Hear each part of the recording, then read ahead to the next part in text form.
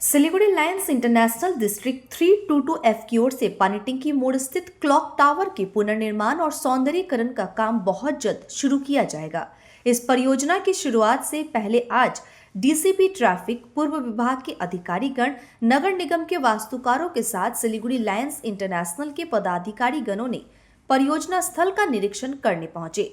परियोजना स्थल का विस्तृत रूप से निरीक्षण किया गया और जल्द ही क्लॉक टावर को नए स्वरूप में जनता के सामने पेश करने की तैयारी शुरू की जाएगी।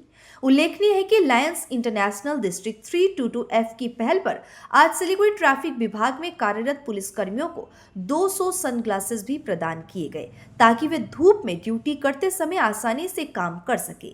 এটা আমাদের 23 বছর আগে 23 বছর আগে এটা বানাইছিলাম। এখনই অনেক পুরনো হয়ে গেছে, রিনোভেশনের দরকার। প্লাস এখানে আমাদের একটু ট্রাফিকের সুবিধার জন্য এই জায়গাটাকে, নিচের জায়গাটাকে ফান্ডেশনকে আরও একটু লম্বা করে আর একটা গোলটাকে ছোট করিয়ে এটা বানানোর জন্য আমরা একটু উদ্যোগ নিয়েছি।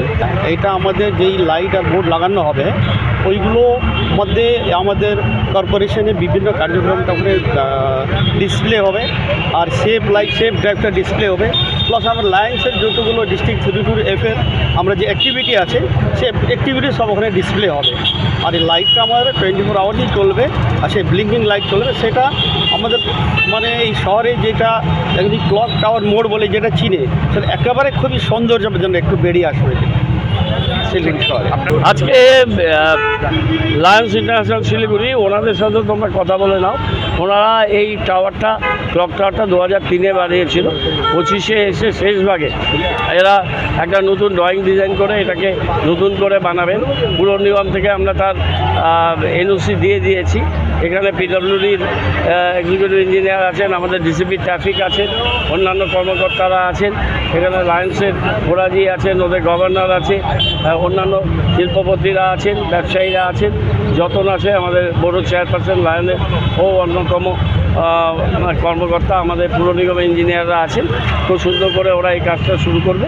এই জায়গায় এই টাওয়ারটা হলে এর বিউটিফিকেশানও বাড়বে এবং আমাদের আন্ডারগ্রাউন্ড কেবেল হলে এই যে তারের যে জঙ্গল, এই তারের জঙ্গলের থেকে জায়গায় জায়গায় আমরা মুক্তি পাবো। ওভারহেড তার থাকবে না, টিউবলার পোস্ট আর এলইডি লাইট থাকবে। শহরের সৌন্দর্য অনেকটা বাড়বে। এখন একটা 17টা ওয়ার্ডে হচ্ছে, পরে 47টা ওয়ার্ডে আমরা এই প্রকল্পটা ধীরে ধীরে এগিয়ে নিয়ে যাব। তার রেনোভেশনের জন্য শিলিগুড়ি শহরের মহানাগরিক মাননীয় মেয়রকে লায়ন্স ইন্টারন্যাশনাল ডিস্ট্রিক্ট 322F এর পক্ষ থেকে আমরা অনুরোধ করেছিলাম। প্রভিশনালি ওনারা আমাদের এনওসি দিয়েছিল।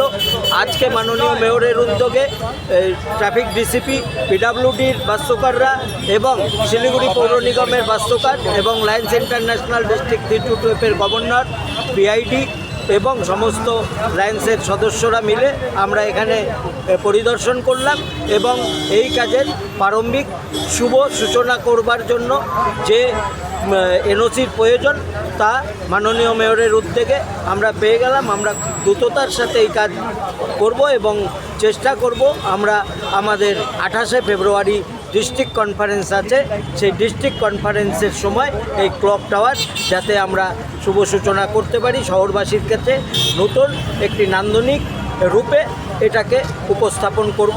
এতে শিলিগুড়ি শহরের একটা আইডেন্টিফিকেশান সিগনেচার প্রজেক্ট এটা লায়ন্সের, এটা আমরা তুলে ধরব শহরবাসীর সামনে।